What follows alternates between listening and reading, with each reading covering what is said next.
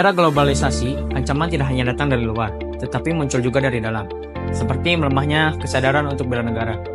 Bela negara bukan hanya angkat senjata saja, melainkan cinta tanah air, setia kepada Pancasila, dan menjaga kedaulatan bangsa. Sayangnya, nilai-nilai ini terkikis oleh individualisme dan pengaruh budaya asing. Jika kesadaran ini terus melemah, keutuhan bangsa Indonesia akan terancam. Saatnya kita, khususnya generasi muda, bangkit demi menjaga kedaulatan dan persatuan bangsa Indonesia. Bagaimana tanggapan masyarakat tentang isu ini? Saksikan di Potisa Podcast 31.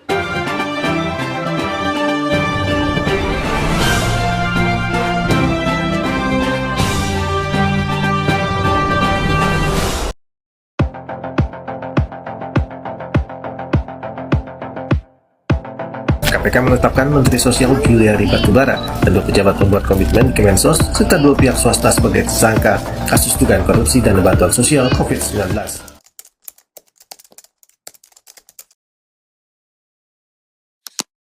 Halo guys, selamat datang di Pos Tidak Podcast 31.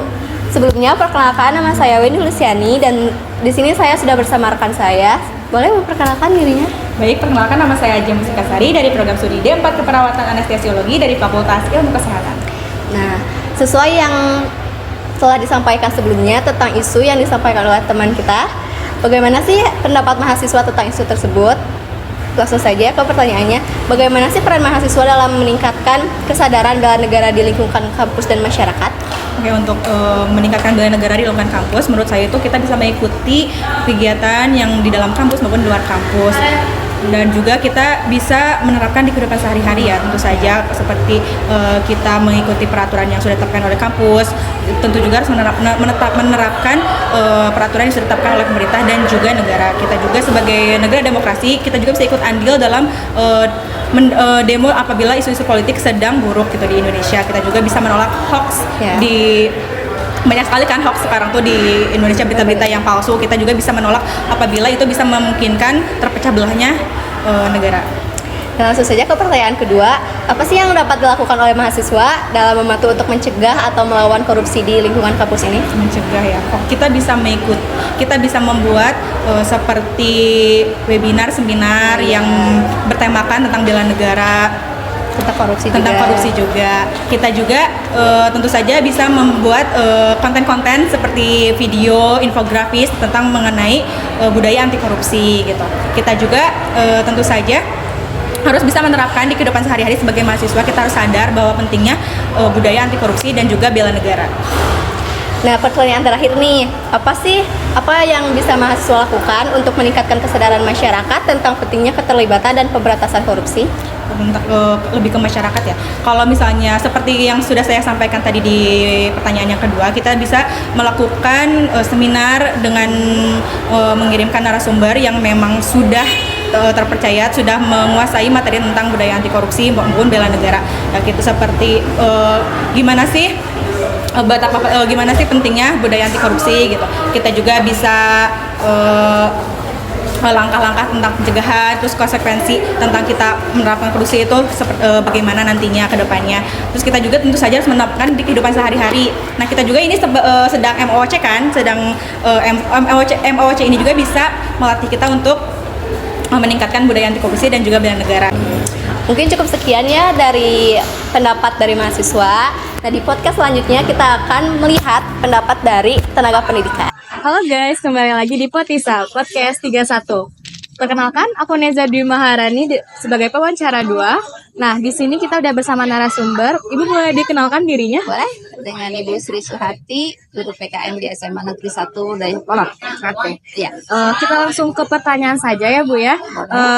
Menurut Ibu nih, apakah kurikulum sekarang itu udah cukup untuk membangun kesadaran bela negara bagi Pancasila? Terhadap siswa ya.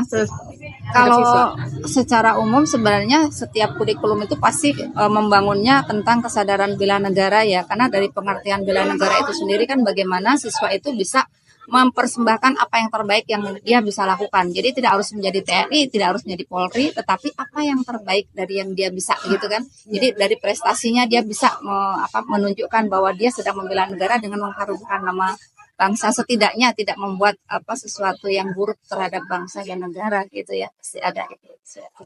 Oke, kita lanjut ke pertanyaan kedua.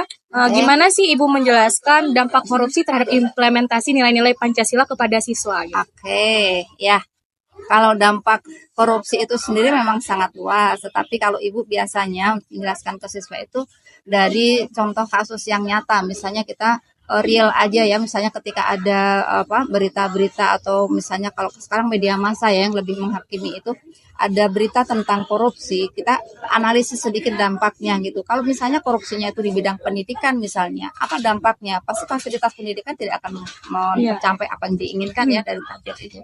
Kemudian siswa bisa merasakan kok kalau misalnya yang dikorup itu bidang kesehatan misalnya, apa dampaknya? Masyarakat untuk memperoleh kesehatannya atau untuk bisa masuk memperoleh pelayanan kesehatan pun pasti akan sangat minimalis. Bahkan dengan adanya BPJS dan segala macamnya itu pun ketika mereka berhadapan dengan ketika sakit kemudian tidak mendapatkan pelayanan yang maksimal, otomatis kan mereka merasakan oh begini ya dampak dari korupsi itu gitu kan, yang mestinya mereka dapatkan kan diambil oleh orang-orang yang korupsi itu, sehingga biaya-biaya atau dana yang mestinya bisa dinikmati oleh masyarakat luas melalui peningkatan fasilitas baik itu di segala aspek lah, kesehatan, pendidikan, kemudian pelayanan umum sekalipun, kalau misalnya memang itu dikorup kan berarti ada dana yang seharusnya diperuntukkan masyarakat tapi ini tidak, sehingga pelayanan kepada masyarakat pasti akan turun. Itu jadi anak-anak lebih paham kalau diberikan secara faktual gitu ya. Nah, seperti itu ya. Oke guys, jadi sekian wawancara kita pada narasumber kedua. Next kita akan ketemu lagi sama narasumber ketiga. Dadah. Terima kasih. Dengan saya, Luna Tiara Agustina, dan narasumber kita. Saya Perintah Heri Suripto dari Bamin Sindu Preskolkata, Polda Jawa Barat. Salam presisi. Kita langsung ke pertanyaan pertama, yaitu bagaimana strategi Polri dalam meningkatkan kesadaran bela negara di kalangan masyarakat, khususnya di generasi muda? Jadi, salah satu strategi Polri untuk meningkatkan kesadaran bela negara di kalangan generasi muda adalah dengan mengajarkan sejak dini tentang peran kepolisian. Dengan demikian, anak-anak dapat memahami pentingnya keamanan dan ketertiban dalam bermasyarakat. Selain itu, ada beberapa cara yang dapat dilakukan untuk meningkatkan kesadaran bela negara, yaitu salah satunya adalah pendidikan kewarganegaraan, pengabdian sesuai dengan keahlian dan atau profesi, membentuk identitas nasional, menanamkan rasa tanggung jawab, membentuk karakter dan kedisiplinan, membangun kesadaran keamanan dan pertahanan, meningkatkan kesadaran berbangsa dan bernegara, menanamkan kecintaan terhadap tanah air. Bela negara juga dapat diwujudkan dengan cara menghargai perbedaan antar terutama anggota masyarakat, aktif di berbagai kegiatan masyarakat, dan mematuhi perundang-undangan yang berlaku. Jadi, untuk menjamin kepastian hukum yang adil dan kepastian hukum, Polri berpedoman pada Peraturan Kapolri Nomor 8 Tahun 2009. Ya, apakah ada program kolaboratif antara Polri dan masyarakat untuk membangun budaya anti korupsi? Iya. Jadi gini, di Polri itu terdapat dua bagian memiliki program, yaitu salah satunya program dalam pencegahan dan penegakan hukum terhadap korupsi. Pencegahan dengan cara melakukan monitoring program dana desa, sosialisasi kepada masyarakat tentang berperan aktif dalam pengawasan dana desa yang sudah dilakukan. Dan untuk penegakan hukum, Polri sudah memiliki satuan khusus yang ada di bawah Patreskrim untuk menangani kasus-kasus korupsi tersebut.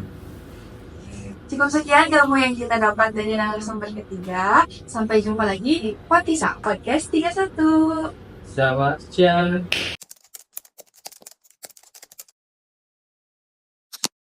Dari tiga narasumber yang kita wawancarai dapat disimpulkan bahwa sebagai generasi muda, selaku penerus generasi bangsa, kita menerapkan nilai-nilai Pancasila dan berkontribusi dalam kegiatan gerakan anti korupsi seperti mengawasi kebijakan-kebijakan pemerintah kita dan tidak berperan pada kasus-kasus ini.